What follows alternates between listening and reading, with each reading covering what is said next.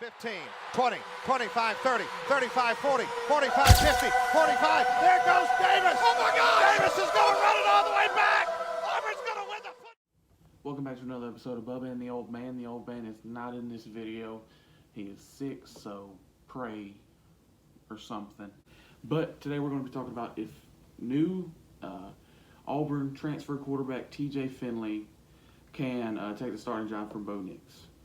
So, a lot of people were not happy when we got him as a transfer quarterback, mainly because he had a lot of bad games last year. Now, although he did have a lot of bad moments, and there was a few bad games, notably a game where he went 9 of 25. That is not good at all. But remember, he was a freshman, and I'm going to get into why he may have played as bad as he did. A lot of people don't understand the fact that he lost Justin Jefferson to the draft. He lost Jamar Chase to an opt-out. He lost Clyde Edwards-Helaire, Thaddeus Moss. Stephen Sullivan wasn't really relevant. And they lost Lloyd Cushenberry.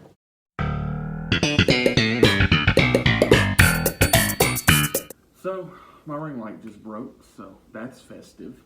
And you can see our house is in shambles because we're moving.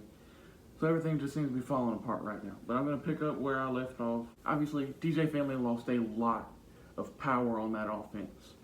Mainly, he lost Joe Brady, who was the key to everything that happened on LSU's offense in 2019 when he went crazy, threw for 60 touchdowns.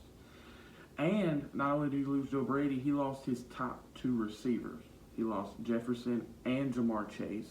Now, he was left with Terrence Marshall, but that was pretty much it because he also lost the security blankets, Helaire and Moss, and to make it even worse, he lost Stephen Sullivan at tight end. I didn't even know who Stephen Sullivan was, but apparently he was a contributor. He had like 120 yards. And he lost offensive lineman Lloyd Cushenberry and Damian Lewis.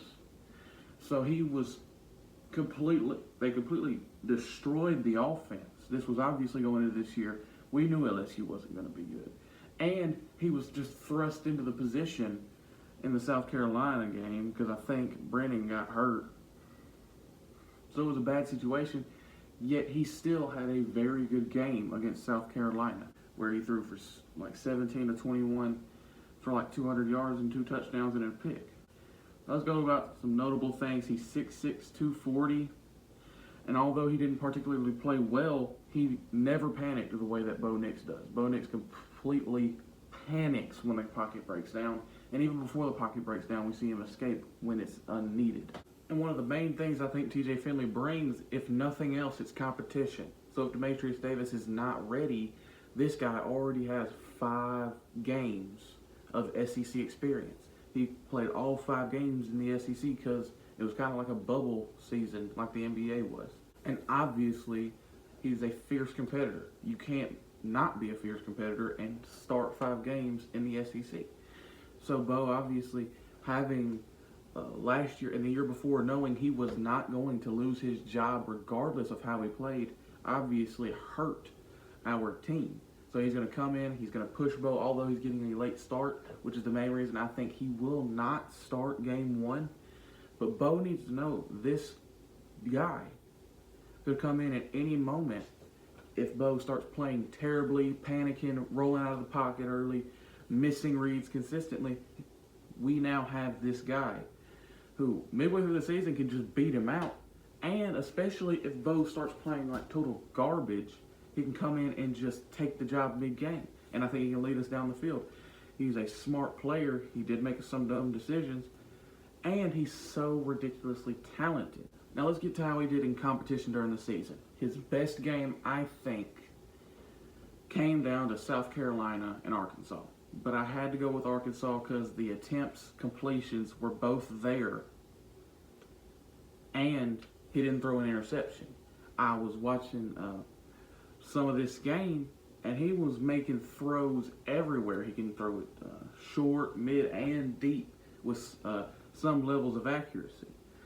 He's not a great athlete. He's a pretty average athlete, but he ran the ball 8 times in this game for some reason, and he got 15 yards.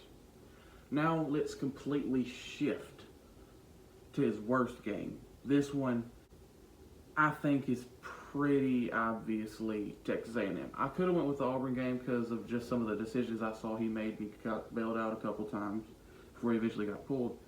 But he went 9 for 25. You can't do that in the SEC and expect to win games. He was 9 of 25. That's 36%.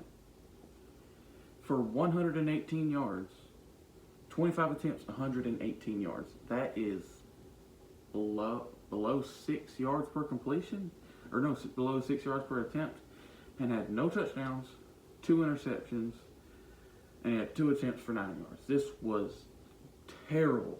This is what a lot of people only see TJ Finley as, but this was just him at his worst.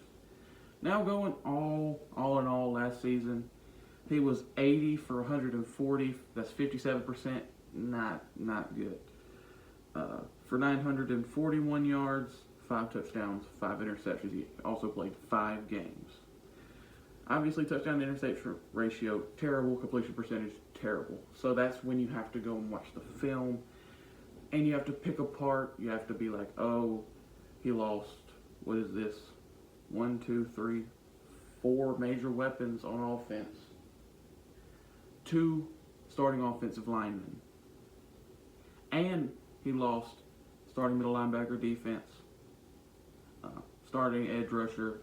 He lost Grant Delpit, Christian Fulton, Jacob Phillips, and Rashard Lawrence. And that defense wasn't great. It was a good defense that went well with that offense, but they lost all that power, which was obviously having prolonged drives, which was giving TJ Finley the ball in bad situations. And I'm obviously not defending the way TJ Finley played last year. The majority of the time, he did not look prepared. He was a freshman quarterback, but he was most definitely not prepared in any way to even play a single snap last year. But going into this season, I think with that experience, it will help push Bo Nix, and it will give Brian Harsin a kind of like a security blanket to go to if Bo starts playing terribly. Now let's go to the pros. He has great size. He has a strong arm, and he keeps his eyes downfield. I noticed that. He rarely ever takes his eyes off downfield when he rolls out. He always keeps his eyes downfield, which is great because he's not athletic enough to be able to beat anybody except like defensive linemen to the edge. And he can move in the pocket. He's a good enough athlete to be able to move in the pocket. But his main issues are obviously, if you've watched him, footwork. He's an average athlete at best. And he has this weird slingshot throwing motion. I don't know if I'll put it in this video or not. And he when he throws, it's kind of like his back foot, his front foot moves backwards and his back foot moves forward and sliding his feet. So that's not good, but it works. He's accurate sometimes. But Brian Harsin, being the offensive coach that he is, and the quarterback coach that he is, I think he'll be able to coach up TJ Finley to be a competent backup for this year. I don't really want to see Demetrius Davis play. I want him to be developed in the background. I don't want to see him on the field. He is obviously not prepared yet. So this gives us a decent backup. No, he will not get the starting job week 1. I'm willing to put all my money on it. But if you like the video, like, subscribe. Selena, go! Oh. Stop!